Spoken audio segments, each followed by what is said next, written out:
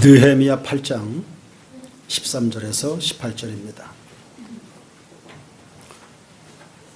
그 이튿날 뭇 백성의 족장들과 제사장들과 레위 사람들이 율법의 말씀을 밝히 알고자 하여 학사 에스라에게 모여서 율법에 기록된 바를 본즉 여호와께서 모세를 통하여 명령하시기를 이스라엘 자손은 일곱째 달 절기의 초막에서 거할지니라 하였고, 또 일렀으되 모든 성읍과 예루살렘에 공포하여 이르기를 너희는 산에 가서 감람나무 가지와 들감람나무 가지와 화석류나무 가지와 종려나무 가지와 기타 무성한 나무 가지를 가져다가 기록한 바를 따라 초막을 지으라 하라 한지라. 백성이 이에 나가서 나뭇가지를 가져다가 혹은 지붕 위에 혹은 뜰 안에 혹은 하나님의 전뜰에 혹은 숨은 광장에 혹은 에루라임 문 광장에 초막을 짓되 사로잡혔다가 돌아온 회중이 다 초막을 짓고 그 안에서 거하니 눈의 아들 여호수아 때로부터 그날까지 이스라엘 자손이 이같이 행한 일이 없었으므로 이에 크게 기뻐하며 에스라는 첫날부터 끝날까지 날마다 하나님의 율법책을 낭독하고 무리가 이레 동안 절기를 지키고 여덟째 날에 규례를 따라 성회를 열었느니라. 아멘. 수문학 광장에서 대각성 집회가 있었습니다. 큰 울림이 있었죠. 워낙 사모함으로 달려든 집회였기 때문에 말씀이 낭독되는 족족, 귀에 들리는 족족, 백성들이 은혜에 젖어들었습니다. 많이 울었고 크게 기뻐했습니다. 경건한 슬픔이 있는 곳에 거룩한 기쁨이 찾아온다.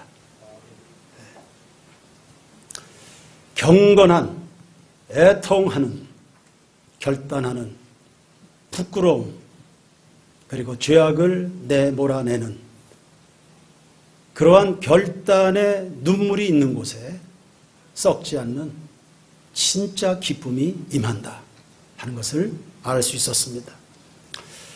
이튿날 백성들이 에스라를 또 찾아왔습니다. 우리 말씀을 더 알고 싶어요. 더 하나님의 마음에 다가가고 싶어요. 말씀에 대한 그칠 줄 모르는 사모함이 백성들 가운데 있었습니다. 말씀의 맛을 보니 너무 좋았던 거죠. 이번엔 일반인들 뿐이 아닙니다. 족장들, 제사장들, 그리고 레위 사람들까지 합세했습니다. 말씀의 권위 앞에 소위 내노라 하는 사람들도 겸손하게 머리를 조아린 겁니다. 우리는 지난 주간 1차 부흥회를 진행했습니다. 은혜 주심을 감사하지요. 오늘 저녁부터 2차 부흥회로 또 모입니다. 더 밝히 알고 싶은 이스라엘의 그 마음이 우리 모든 세인교우들의 마음이 되기를 축원합니다. 율법을 읽어나가는 중에 일곱째 달 절기에는 초막절을 지키라는 명령을 발견하게 됐습니다. 성경을 읽지 않았다면 지금이 뭐 해야 되는 시점인지조차 몰랐을 백성들이 성경을 읽다 보니까 오늘 우리가 여기서 무엇을 해야 되는지를 알게 된 겁니다. 우리가 말씀을 탐독해야 되는 이유입니다. 말씀을 읽어야 주님의 뜻을 알고 주님의 뜻을 알아야 하나님의 기쁨이 되는 삶을 살고 하나님의 기쁨이 돼야 하나님의 백성이고 하나님의 복을 받게 될 줄로 믿습니다. 하나님이 말씀하셨네요. 절기를 지키라 하니까 그대로 순종했습니다. 기왕의 은혜를 받아서 마음이 열려 있으니 순종하는 것을 주저할 이유가 없었던 겁니다.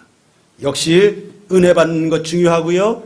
깨닫는 것이 신앙의 핵심인 것 알게 되길 바랍니다. 사람들마다 순종해서 여기저기 초막을 짓고 절기를 지켰습니다. 17절을 한번 보십시오. 사로잡혔다가 돌아온 회중이 다 초막을 짓고 그 안에서 거하니 눈의 아들 여호수아 때로부터 그날까지 이스라엘 자손이 이같이 행한 일이 없었으므로. 네, 여호수아 때로부터 해서 지금까지도 해마다 초막절기를 지켰습니다. 그런데 어쩌면 그 절기가 형식적일 수도 있었고요. 소홀하게 성의를 다하지 않는 절기였을 수도 있습니다. 그런데 대각성 집회를 통해서 은혜를 받고 나니까요. 하나님 앞에서의 잔치가 성대하게 마련이 된다. 다시 또 이야기할 수밖에 없죠. 은혜 받은 사람이 하나님 앞에 크게 살아가는 것입니다. 여호수아 때로부터 지금까지 이런 초막절기를 지킨 적이 없다. 성대한 성령의 감동 역사하심이었습니다. 그리고 마지막 부분을 또 보세요. 이스라엘 자손이 이같이 행한 일이 없었으므로 이에 어떻게 해요? 크게 기뻐했다. 할렐루야. 12절에도 크게 즐거워하고 17절에도 크게 기뻐했다. 말씀대로 행하는 곳에 기쁨이 있다. 또 확인할 수 있습니다. 성도들 간에도 저에게 뭔가 찔리는 성도는요, 제 앞에 잘 안 지나갑니다. 저를 회피합니다. 여러분, 말씀에서 벗어난 교인이 행복할 수 없습니다. 하나님은 우리의 양심을 통해서 계속 말씀하시거든요. 성경을 안 읽으면 양심을 통해서 말씀하시거든요. 그러니 빗나가고 불순종하는 성도에게 행복이나 기쁨이 있을 수 없습니다. 기쁨은 하나님의 백성에게 흐르는 것입니다. 모양만 하나님의 백성이 아닙니다. 삶이 하나님을 경외하고 말씀을 존중하는 교우들에게 흐르는 것이 하늘의 기쁨입니다. 땅의 기쁨은 잠깐 있다가 나갈 수는 있겠죠. 그러나 그런 거 말고 주님이 주시는 이 큰 기쁨 말입니다. 우리 교우들은 이 기쁨 누리기를 축원합니다. 초막절이 뭡니까? 이 초막절은 출애굽한 이스라엘이 광야에서 장막에 살았던 것을 기념하는 행사인데 즐거움으로 지내라고 했습니다. 신명기 16장 13절 이하에 보시면 너희 타작마당과 포도주 틀의 소출을 거두어 드린 후에 이래 동안 초막절을 지킬 것이요 절기를 지킬 때에는 너와 네 자녀와 노비와 네 성중에 거주하는 레위인과 객과 고아와 과부가 함께 즐거워하되 네 하나님 여호와께서 택하신 곳에서 너는 이래 동안에 네 하나님 여호와 앞에서 절기를 지키고 네 하나님 여호와께서 네 모든 소출과 네 손으로 행한 모든 일에 복 주실 것이니 너는 온전히 즐거워할지니라. 아멘. 하나님 앞에 절기는 즐거움으로, 특별히 초막절, 이스라엘의 조상들의 광야에서의 장막 생활을 회상하면서 즐거움으로 초막절기를 지켜라. 여러분, 상식적으로요, 40년 동안의 그 광야 생활은 험한 생활 아니었을까요? 굉장히 힘들고 고달픈 생활이었을 겁니다. 그리고 이스라엘 백성들 그 조상들의 기억에 좋았던 기억보다는 좋지 못한 기억이 가득한 것이 광야 40년 역사였습니다. 그런데 하나님은 초막절기를 지키면서 그때를 회상하면서 백성들이 다 즐거워하라고 말합니다. 이게 어떻게 즐거울 일일까요? 여러분, 인간적으로 늘 상대적인 생각에 익숙한 우리 사람들이 생각할 때는 광야니까 다 고생이지, 그렇게 생각할 겁니다. 그러나 하나님의 의도에서 보면 광야는요, 축복된 땅입니다. 길은 험했을지 모르지만 험한 만큼 하나님께서는 당신의 백성들을 향해서 한시도 눈을 뗄 수 없습니다. 위험하니까. 하나님이 돌보시지 않으면 살 수 없는 삶의 현장이니까, 사막 한가운데니까 하나님이 눈을 뗄 수가 없어요. 그래서 언제나 그분의 보호와 공급하심이 날마다 있었죠. 구름기둥, 물기둥, 만나와 메추라기, 반석의 샘물 등등을 생각해 보십시오. 애굽에서는 전혀 경험할 수 없는 사건들입니다. 등 따숩고 먹을 것 풍부한 애굽에서는 그거 경험 못했던 하나님의 손길이었습니다. 하나님의 공급 보호가 날마다 있었다. 이 말은 바꿔 말하면 광야에서, 그 험한 곳에서, 모든 것이 단절된 그 세상에서 그들은 날마다 하나님을 만날 수 있었다. 날마다 하나님의 음성이 있었다. 할렐루야! 언제나 하나님의 손길이 느껴지는 곳이었다, 이 말입니다. 게다가 이스라엘에겐 소망이 있잖아요. 광야의 끝자락에서 하나님이 예비하신 안식처가 주어지리라는 약속입니다. 그래서 광야는 오늘의 은혜와 내일의 약속이 공존하는 것입니다. 소망 있는 사람은 쓰러지지 않거든요. 하나님의 약속 붙들고 살아가는 사람은 누구도 무너뜨릴 수 없습니다. 광야는 이건 충만한 곳입니다. 외로운 곳 아닙니다. 저희들이 방문했던 요르단은 참 건조한 땅이었습니다. 메마르고요. 비가 많이 오지 않으니까. 국토 상당 부분이 황량했습니다. 붉은 사막과 풀한 폭이 구경하는 것조차도 어려운 그냥 시뻘건 돌산으로 그렇게 되어 있습니다. 낯설죠. 그런 풍경이 참 낯섭니다. 삼천리 반도 금수강산에서 살던 저희들이 그런 황량한 그 사막의 환경은 익숙하지 않습니다. 그런데요, 3, 4일쯤 지나니까 그 환경이 친숙해지고요. 그리고 조금 더 지나니까 그 풍경이요, 아름다웠어요. 그래서 그 사막을 배경으로 이렇게 사진을 찍을 만큼 인상적인 풍광이었습니다. 그때 저는 깨닫게 됐습니다. 하나님이 만드신 것 중에 아름답지 않은 것은 하나도 없다. 푸르른 숲은 푸르른 숲대로, 황량한 사막은 사막대로 아름다운 것이다. 형통함, 평안함은 그대로 하나님의 복이지만 고난도 하나님의 은혜다. 하나님은 언제나 공평하신 분이시다. 하나님은 항상 행하심에 의로운 분이시고 때를 따라 형편과 처지를 따라 꼭 필요한 것으로 적합한 것으로 좋은 것으로 공급하시는 분이시다. 여러분 요즘 별 구경하고 사십니까? 오늘 별을 잊은 그대들에게 하늘의 별을 잊고 살아가는 여러분에게 별빛을 소개하려고 싶습니다. 이 도심에 사는 사람들은 반짝반짝 별 구경하기가 참 어렵습니다.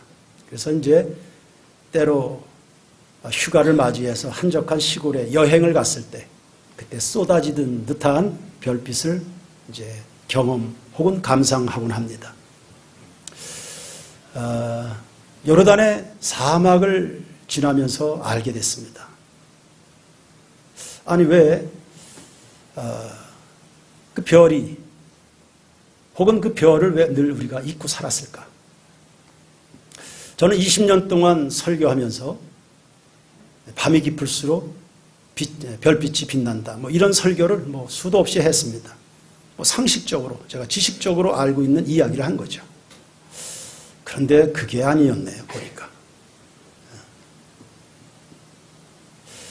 우리 도심에서 이 별 구경하기가 어려운 것은 쓸데없는 빛이 너무 많기 때문이었습니다.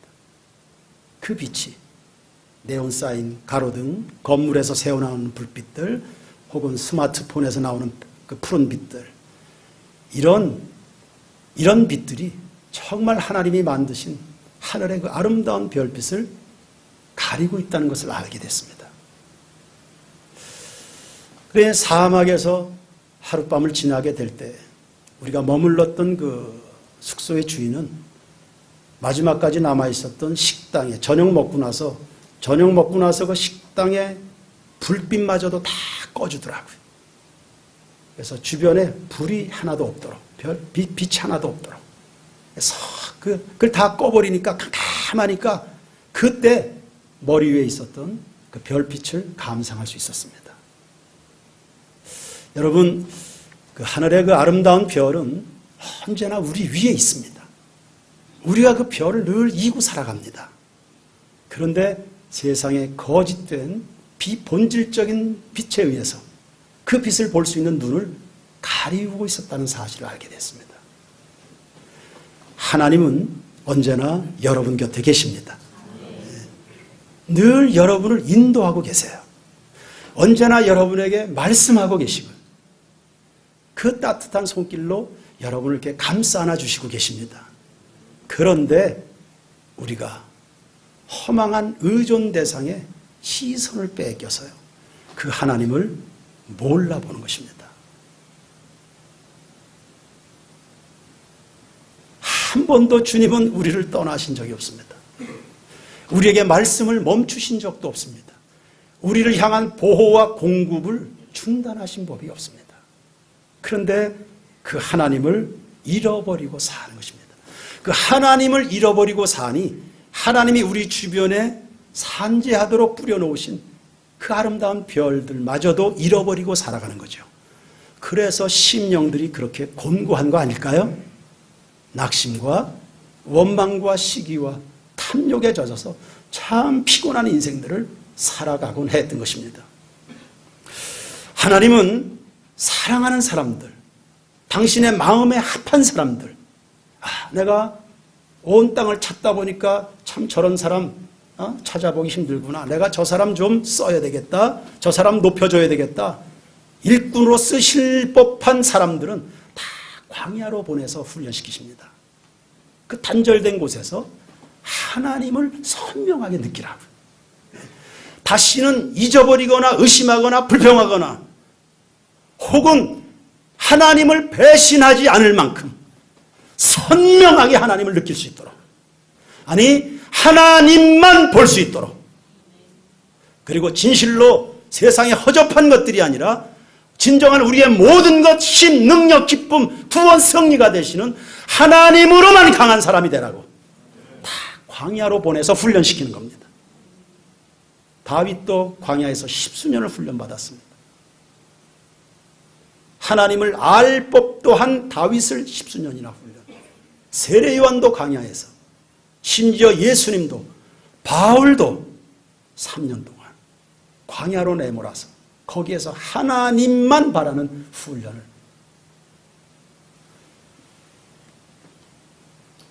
이스라엘은 하나님을 잘 보지 않았고요. 자꾸 뒤돌아봤습니다. 그 옛날에 그거 자꾸 애굽 이야기를 해가면서 의심과 원망을 일삼았죠. 40년 동안 주님으로만 강해지고 주님을 이렇게 향하고 살았다면 그 광야 40년이 얼마나 충만한 시간이 됐을까요? 그 시절을 다 잃어버린 겁니다. 그 귀한 시간을 다 잃어버렸습니다. 헛되게 보낸 겁니다. 며칠 전에 한 집사님이 제 목양실을 찾았습니다. 목사님, 그동안 한 10여 년도 된 것 같은데 10년에 참 긴 세월인데 제가 하나님을 보고 신앙생활 했어야 되는데 제가 목사님을 보고 신앙생활 했습니다. 그래서 목사님으로부터 섭섭한 게 한두 가지가 아니라서 저한테 삐져가지고 교회 생활을 제대로 못했다.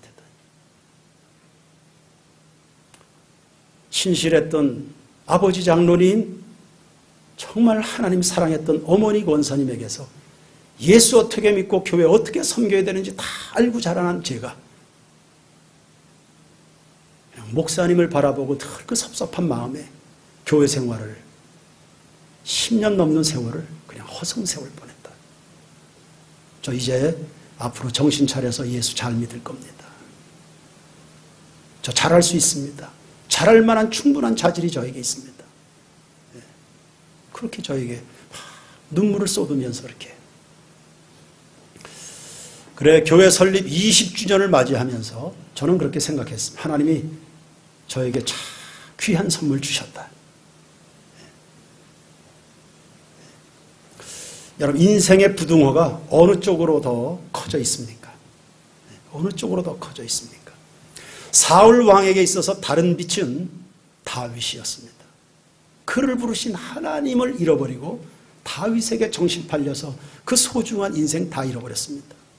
가론 유다의 시선을 빼앗아간 것은 은 30냥이었습니다. 거짓된 빛에 완전히 속아가지고 그 축복의 기회를 다 날려버리고 만 것입니다. 우리 세인교회 성도 여러분, 주님을 향하시기를 축원합니다.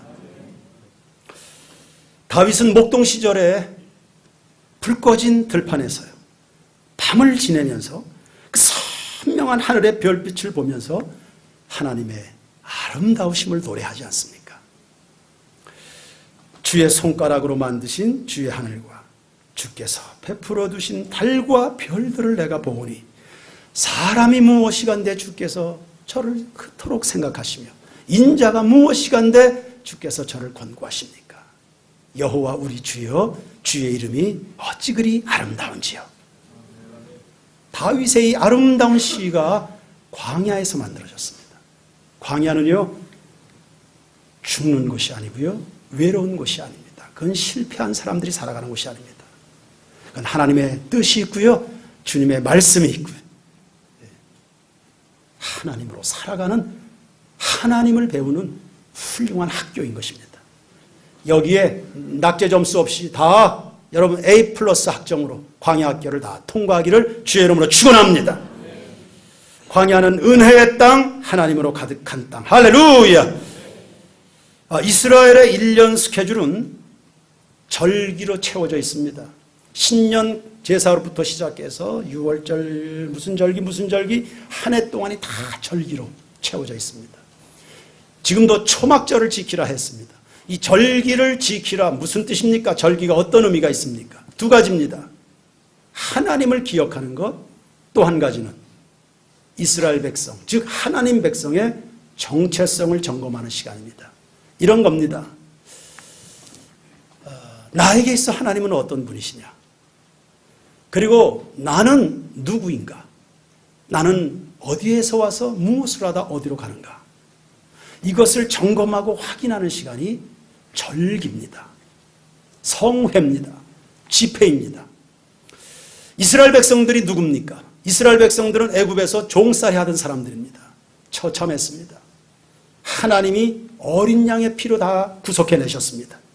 그리고 하나님의 권능의 손길로 광야를 지나도록 해서 가나안 땅을 선물로 안겨주신 백성입니다.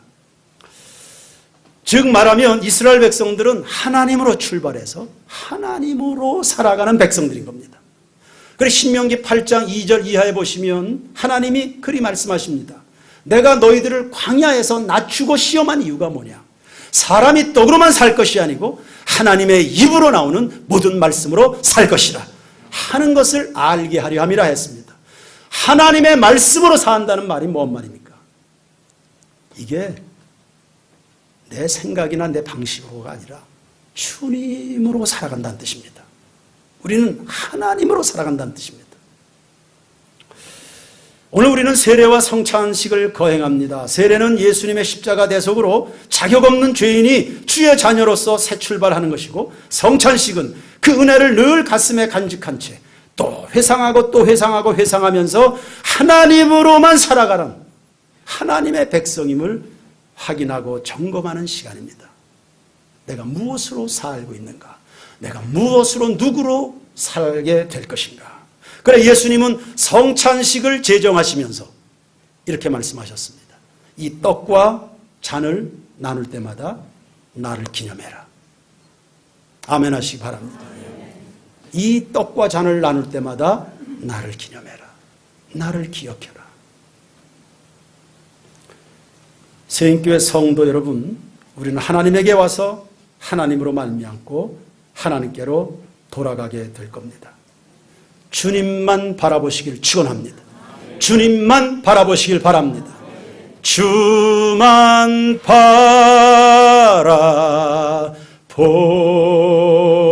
바라볼지라. 할렐루야.